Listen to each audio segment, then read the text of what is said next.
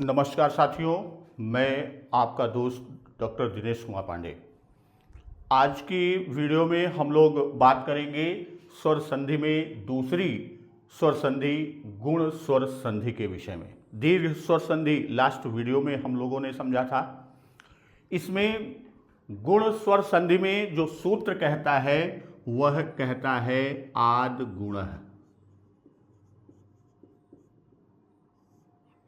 अब आद गुणः यहाँ संस्कृत के रूप की बात करते हैं, लेकिन इसको हिंदी में अगर हम ये समझें कि स्वर संधि हमारा जो रूप है दूसरा गुण स्वर संधि, तो गुण स्वर संधि में इसको इस रूप में समझें कि यदि आ के बाद वह ह्रस्व या दीर्घ, उसको इस तरह से समझें कि चाहे वह ह्रस्व आ हो या दीर्घ आ हो, अगर इसका योग ह्रस्व या दीर्घ ई से होता है तो यह परिवर्तित हो जाता है।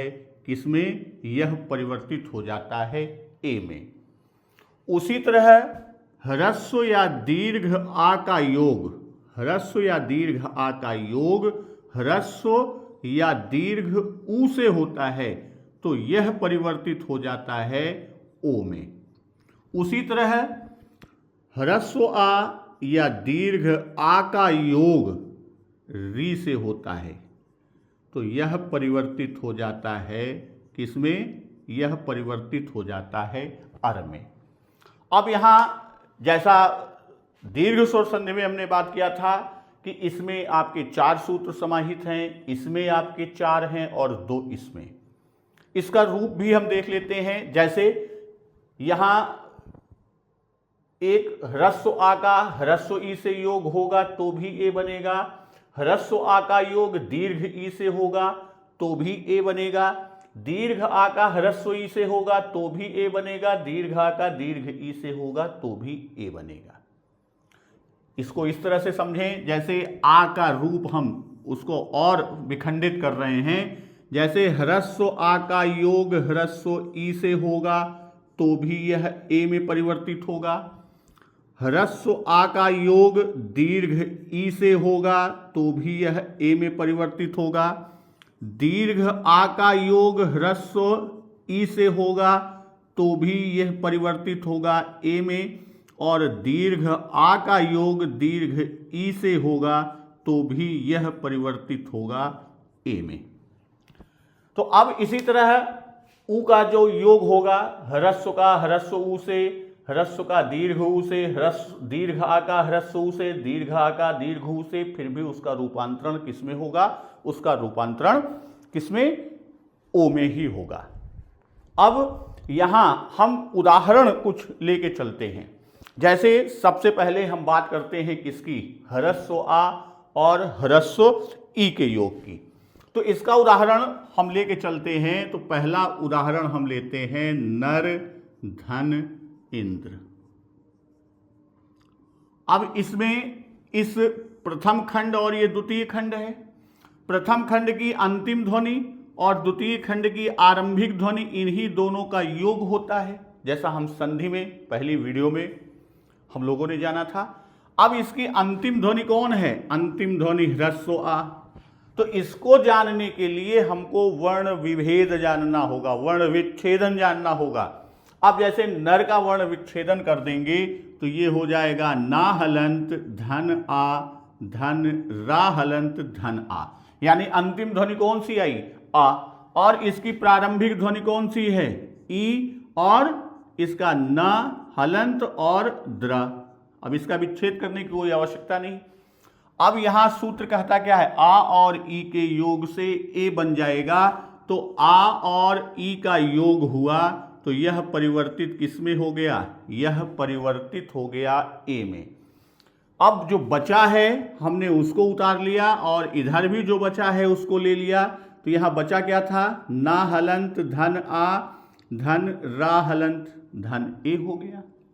इधर ना हलंत धन द्रा।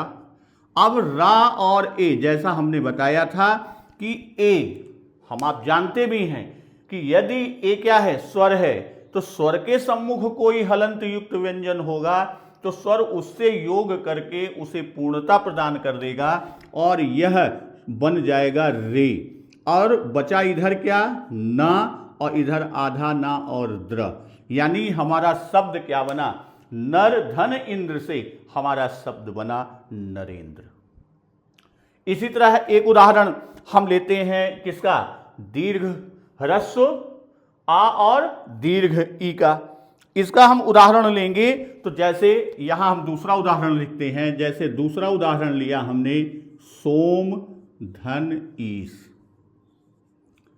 अब इसमें भी जैसे हमने देखा अंतिम ध्वनि कौन सी है, ह्रस्व आ की। इसका योग किससे हो रहा है, इसकी प्रारंभिक ध्वनि दीर्घ ई। ये दोनों मिलके किस में परिवर्तित हो जाएंगे, ये दोनों मिलके ए में परिवर्तित हो जाएंगे। और इधर बचा क्या है, इधर बचा है सो और मा हलंत, इसका योग ए से, और इधर धन सा। तो माँ और ए मिलके क्या बन गया, में, और बचा हुआ को आगे जोड़ लें सो और इधर श, तो सोमेश। सोम धन ईश बराबर हमारा क्या हो गया, सोमेश।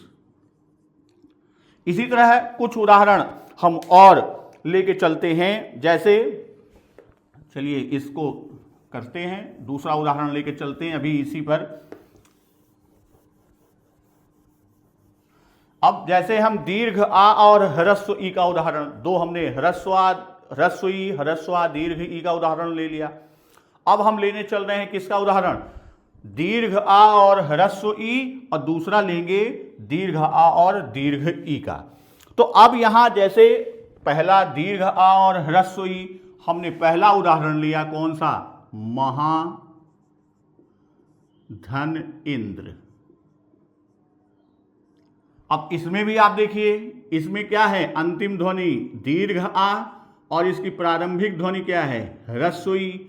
तो इन दोनों का योग जैसा हम सूत्र से जानते हैं, इन दोनों का योग किस में परिवर्तित हो जाएगा, ए में। तो इधर क्या बचा, माँ और हा हलंत युक्त, और इधर आधा ना और द्रा। तो हा और ए मिलके क्या बन गया, हे। तो आपका शब्द क्या बन जाएगा, महेंद्र। महाधन इंद्र बराबर ये क्या हो गया, इससे हमारी संधि पद बना कौन सा, महेंद्र। इसी तरह अब हम एक दीर्घ आ और दीर्घ ई का उदाहरण ले लेते हैं। तो दीर्घ आ जैसे हमने उदाहरण लिया उमा धन ईश, उमाधन ईश। अब इसमें आप देखेंगे कि इसकी अंतिम ध्वनि क्या है, दीर्घ आ, और इसकी आरंभिक ध्वनि क्या है, दीर्घ ई। और इन दोनों का योग जैसा सूत्र से मालूम है, ये किस में परिवर्तित हो जाएगा, यह परिवर्तित हो जाएगा ए में। तो हमारा शब्द यहाँ ऊ और मा हलंत और यहाँ धन श। तो मा हलंत और ए मिलके बन गया क्या, ये बन गया में और ऊ और इधर श। तो यानी उमा धन ईश बराबर कौन सा शब्द बन गया, उमा धन ईश बराबर उमेश। नर धन ईश बराबर नरेश, नर धन इंद्र बराबर नरेंद्र। इसी तरह राजा धन इंद्र बराबर राजेंद्र। तो ये हमारे किसके हमने उदाहरण लिया, आ और ई के योग से ए के चारों रूप का। अब इसी तरह ऊ का हम देखते हैं। अब इसी तरह हम ऊ का बात करते हैं कि आ का योग ऊ से होता है, तो किस में परिवर्तित होता है, बोलिए भाई, आ का योग ऊ से होगा तो वह किस में परिवर्तित होगा, वह ओ में परिवर्तित होगा। तो अब इसमें भी चार सूत्र बनेंगे। वो चार सूत्र, आ ह्रस्व ऊ से क्या बना, ओ। ह्रस्व आ का दीर्घ ऊ से योग होगा तो भी यह परिवर्तित किस में हो जाएगा, ओ में। दीर्घ आ का योग ह्रस्व ऊ से होगा तो भी यह परिवर्तित किस में हो जाएगा, यह परिवर्तित किस में होगा, यह परिवर्तित ओ में हो जाएगा। उसी तरह दीर्घ आ का दीर्घ ऊ से योग होगा तो भी यह परिवर्तित किस में हो जाएगा, यह परिवर्तित ओ में हो जाएगा। तो इस तरह आ और ऊ के योग में भी चार सूत्र सम्मिलित हैं, वो चारों हमने आपके सामने रखा। अब इनके हम एक एक उदाहरण लेके चलते हैं। जैसे सबसे पहले हम ह्रस्व आ और ह्रस्व ऊ का लेते हैं। तो पहला उदाहरण हम लेते हैं पर धन उपकार। पर धन उपकार।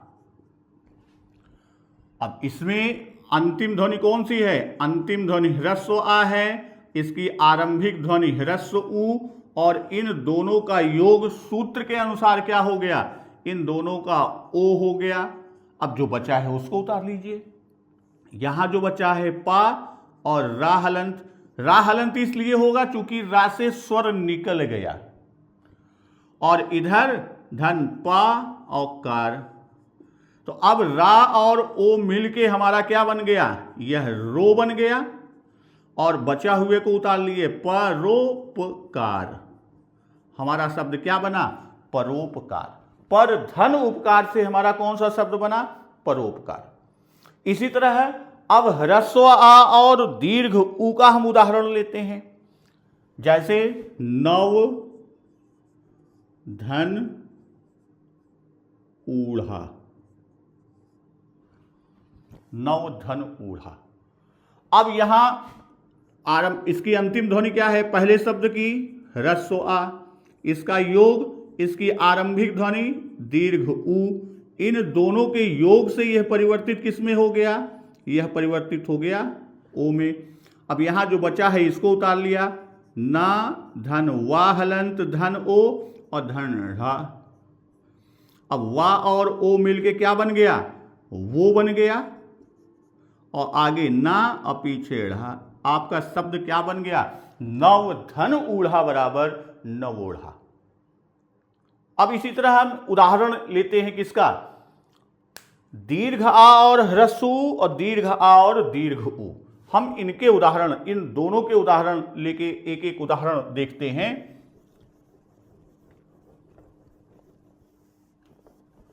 अब जैसे इसका लेते हैं दीर्घ आ और ह्रस्व ऊ का, महाधन उदय।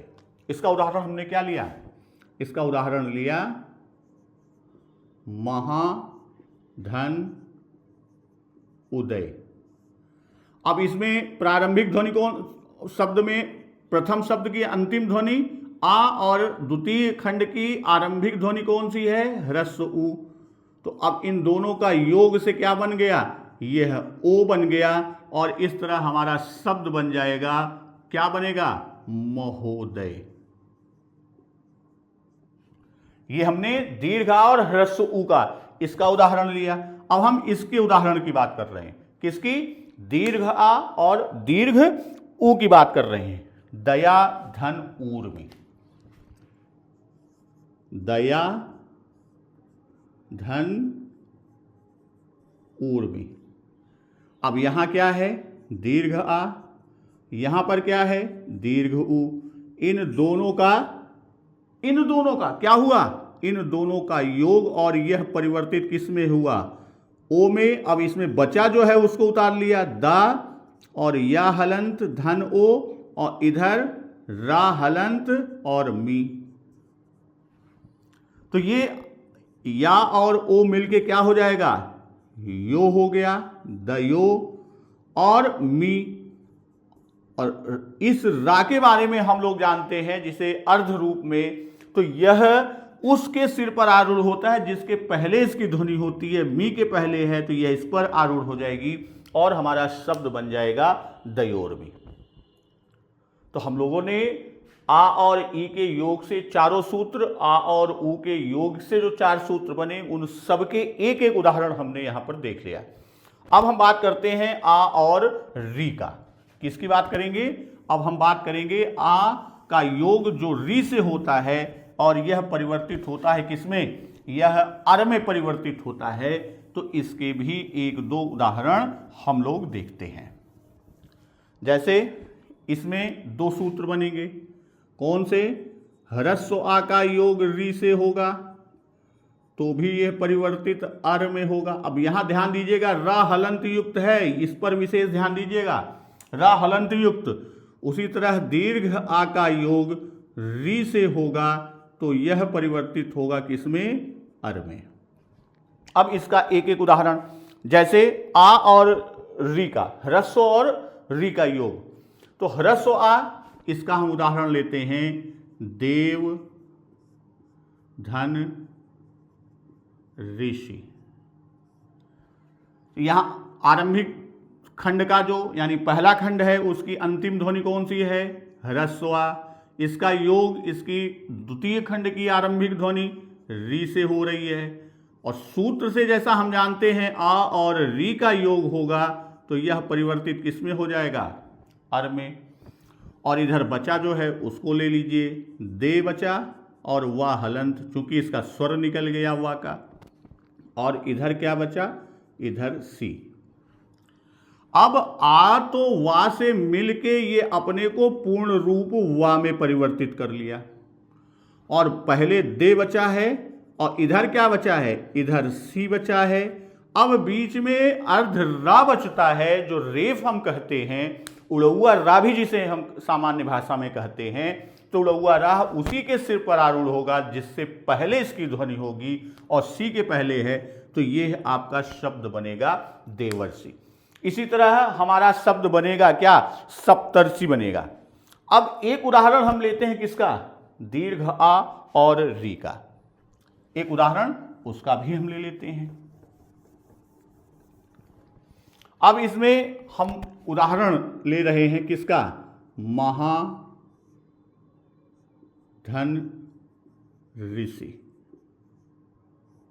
अब इसमें भी देखिए अंतिम ध्वनि कौन सी है? दीर्घ आ। और इसकी आरंभिक ध्वनि कौन है? सी और री। और इस तरह आपका ये क्या बन गया? ये बन गया अर। और इस आधार पर हमारा जो शब्द बनेगा वह शब्द क्या बनेगा? महर्षि। तो दोस्तों, आज हम लोगों ने स्वर संधि के दूसरे भेद, गुण स्वर संधि के सूत्र के हिसाब से एक एक खंड का हम लोगों ने एक एक उदाहरण समझा है। और अब अगली वीडियो में हम वृद्धि संधि यानी स्वर संधि के तीसरे भेद वृद्धि संधि को लेकर आएंगे। तब तक नमस्कार, वंदे मातरम।